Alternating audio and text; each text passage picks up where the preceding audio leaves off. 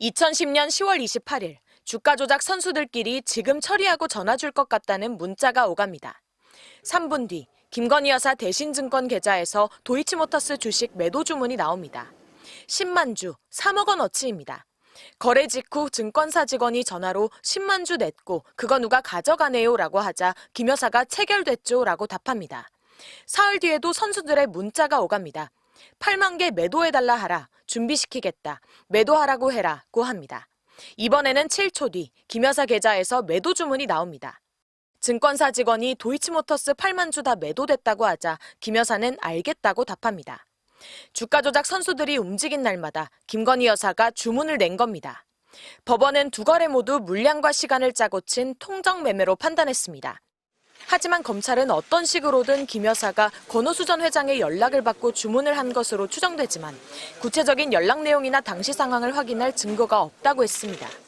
의심은 들지만 이를 뒷받침할 진술이나 물증이 없다는 겁니다. 검찰은 먼저 김 여사가 범행을 공모했거나 주가 조작을 알고 있었을 것이라는 공범들 진술이 없다고 했습니다. 주가 조작 혐의 자체를 부인하고 있는 권 전 회장이나 이종호 씨 진술을 김 여사 무혐의 근거로 든 겁니다. 검찰은 또 김 여사에게 녹취록을 보여줘도 내가 이런 대화를 했어요? 권오수 전 회장과 연락한 기억이 없다고 답했다고 했습니다. 의심되는 부분을 더 캐묻지는 않았냐는 기자 질문에는 수사팀은 10년 전 일이라 기억이 안 나는 건 어쩔 수 없지 않겠냐고 답했습니다. 김 여사 해명을 그대로 받아들인 겁니다. 법원이 인정한 전체 통정매매 98건 가운데 김 여사 계좌는 모두 47건, 절반 가까이 연루돼 있습니다. 검찰 설명대로라면 주가 조작 선수들의 작전과 김 여사 주문은 우연히 시간이 맞아떨어진 셈입니다. MBC 뉴스 구나연입니다. 검찰이 공개한 주가 조작 공범들 진술입니다. 김 여사는 아는 게 없지. 권오수가 팔아라 하면 팔았을 것. 김 여사만 괜히 피해자고 그냥 원오브 데미지. 김 여사가 단순 계좌주 정도였다고 검찰이 공범들 진술로 강조한 겁니다. 그런데 검찰은 이미 드러난 의심스러운 정황에 대해서는 제대로 설명하지 못했습니다.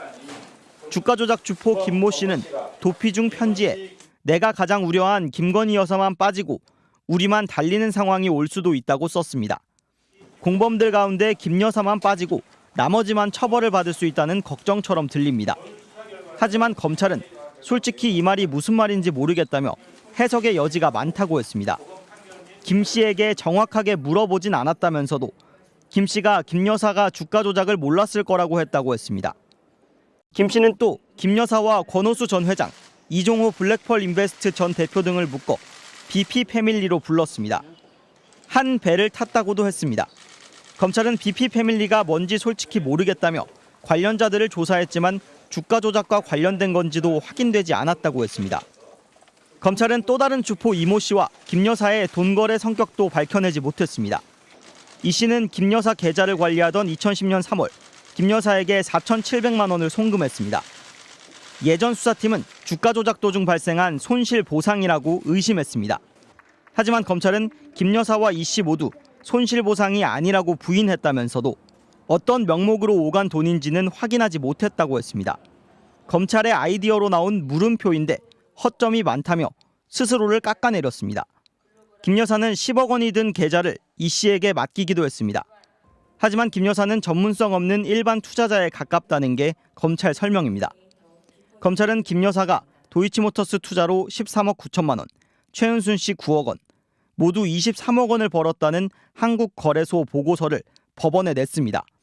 이에 대해서는 주가 조작 시기에 벗어난 기간도 있고 주가 조작과 정상적 매매가 뒤섞였다며 얼마를 벌었는지 산정하기도 어렵고 검찰 수사 범위도 아니라 밝히는 게 적절치 않다고 했습니다.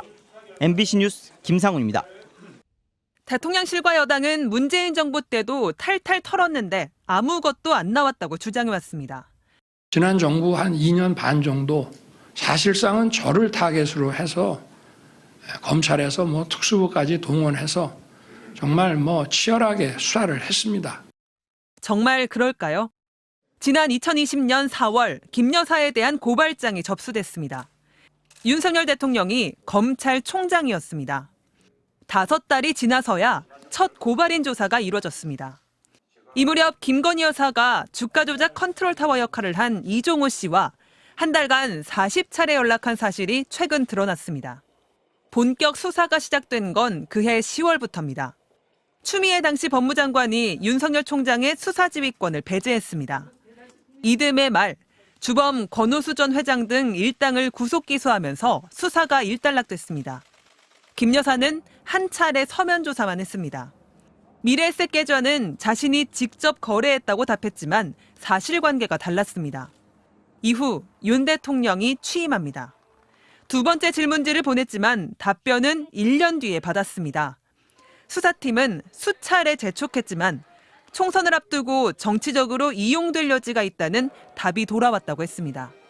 대면 조사는 고발 4년 3개월 만에 이뤄졌습니다. 검찰청사가 아니라 경호처 부속 건물에서 검사들이 휴대전화를 반납한 채 조사했습니다. 예외도 특혜도 성역도 없다고 말씀드렸습니다. 그러나 대통령 부인 조사 과정에서 이러한 원칙이 지켜지지 않았고 출장 조사를 주도한 건 이창수 서울중앙지검장. 윤 대통령 총장 시절 대변인이었습니다. 김 여사 소환 조사를 두고 용산과 갈등한 것으로 알려진 서울중앙지검 지휘부가 물갈이된 자리에 앉았습니다. 이창수 지검장은 출장 조사가 충실했다고 자평했습니다. 검찰 수사팀은 오늘 김 여사가 10년 전 일이라 대부분 기억이 안 난다고 진술했다고 밝혔습니다. 비올백대는 거쳤던 수사심의위를 하지 않은 건 법률 전문가가 아닌 목사님, 스님, 원장님, 선생님 같은 일반 시민들이 모이는 것이라며 오히려 공정성과 객관성에 영향을 받는다는 이유를 댔습니다. MBC 뉴스 조희원입니다.